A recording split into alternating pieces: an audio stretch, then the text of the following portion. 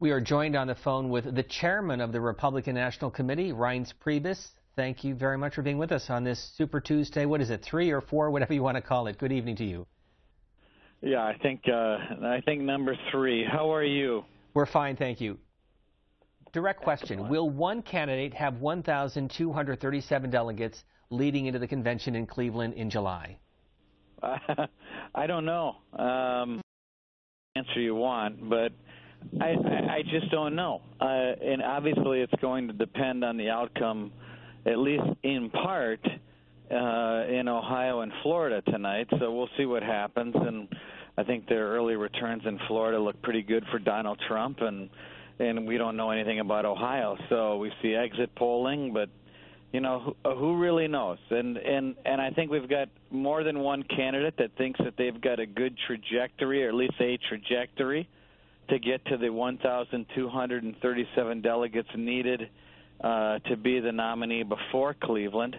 But the coming weeks will answer that question. I think we'll know by the end of March whether that question can be answered. Right now, with about 45% of the vote, Donald Trump is ahead in the state of Florida by 200,000. So if Senator Marco Rubio decides to drop out of the race, can he keep his delegates? What do the party rules state? Well, as best as I understand them, which I think I do pretty well, I should, right? As long as you are not dropping out of the race, you can hold on to your delegates. If you suspend or quit or say that I'm out, then you would lose the delegates, and generally the delegates would become unbound. But as long as you say, hey, I'm staying in the race, and you in fact stay in the race, you can keep your delegates. How is the party preparing for at least the possibility of a contested convention, the possibility that one candidate may have a majority but not the requisite 1,237, and a second candidate who may be close behind, hypothetically? Well, as you know, I can't do anything to help any candidate get to the majority, nor should I be doing anything to hurt a candidate from getting to the majority. And so my a referee, but at the RNC, we're prepared for anything. So, and that's what we have to do. We have to be prepared for any scenario. So that means, you know, being prepared on delegate allocation rules, on making sure that state parties understand the rules.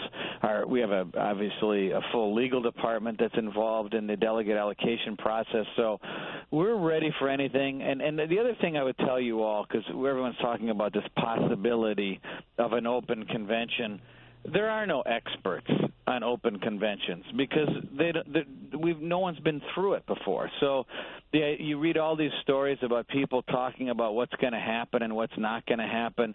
They've never been through it either. And so we here at the RNC are going to be putting on the convention. We're going to have to be even more transparent than you could ever imagine, showing our cards, making sure that people see everything that's going on so that there's fewer and fewer questions about the process, because no one's done it, no one's been through it, and that means that it's even more incumbent upon us to be even more open than we ever could have imagined to be, and that's where we're going to be. We want to welcome our listeners on C-SPAN Radio as well. We're talking with Reince Priebus. He's the chair of the Republican National Committee. This is the report that you issued 3 years ago, the so-called autopsy, which included a compressed primary schedule, fewer debates, and an earlier convention. So far, is it working out the way you expected? Yeah, I think it's actually working out. I mean, yes, it is working out, but no one expected 17 candidates, right? And so the compressed calendar is actually not correct. You may recall back at the Tampa convention, the Rules Committee at the convention actually eliminated all proportional states. So when we took over at the RNC, there was no proportionality. We added in 2 weeks of proportionality. So that's wrong.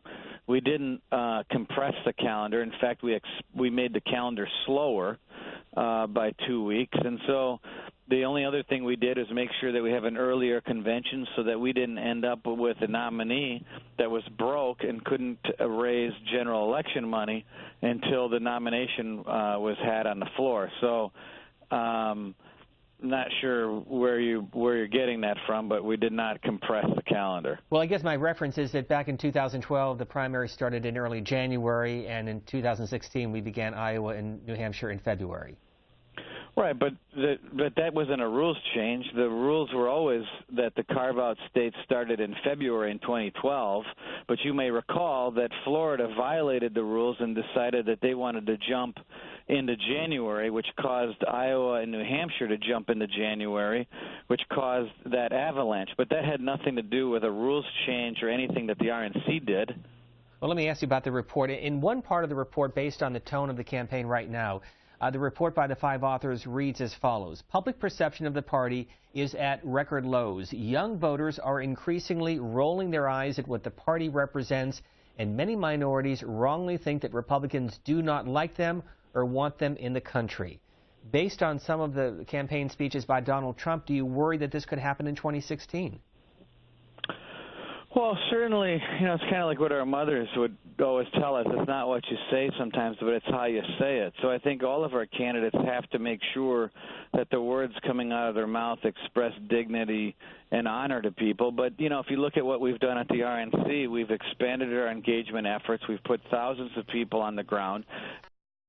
Colorado, we got 46% of the Hispanic vote in 2014, which is about double what Mitt Romney got in 2012. We got about 28% of the black vote in Ohio, which I think Mitt Romney only got about 4% of the black vote. But that's because we've been working hard in Hispanic and black and Asian communities for the past several years as a result of the report that you're reading. So I think that, part of our problem is we can't be a party that decides to show up 3 months before an election. Those are the big changes we've made at the RNC. We're bigger than we've ever been. We're bigger than the DNC, and we're better than we've been in over 25 years as a national party. And the good news for one of these candidates is that they're going to be able to plug into a great national party, which was not the case over the course of the last several years. And this time it's different, and it's because of the changes that we made that you're reading from right now. So one last point from this essay. When someone rolls their eyes at us, they are not likely to open their ears to us. Do you just want to elaborate on that point? Well, I think that's true. I mean, obviously, if people don't like you or think you don't like them, then it's hard to get that vote. And so that's why it's important for us to be in communities on a nonstop basis as opposed to showing up in the end. That's what we've done at the RNC, and that's what everyone out there should want from a national party, is to be competent on the ground, having people in the community, from the community, influencing the community. That's what we've done, and that's what we're going to do moving forward. Mr. Chairman, thanks for spending a few minutes with us here on C-SPAN. Reince Priebus, who is the chair of the Thank you. RNC. Appreciate it. You bet. Bye-bye. And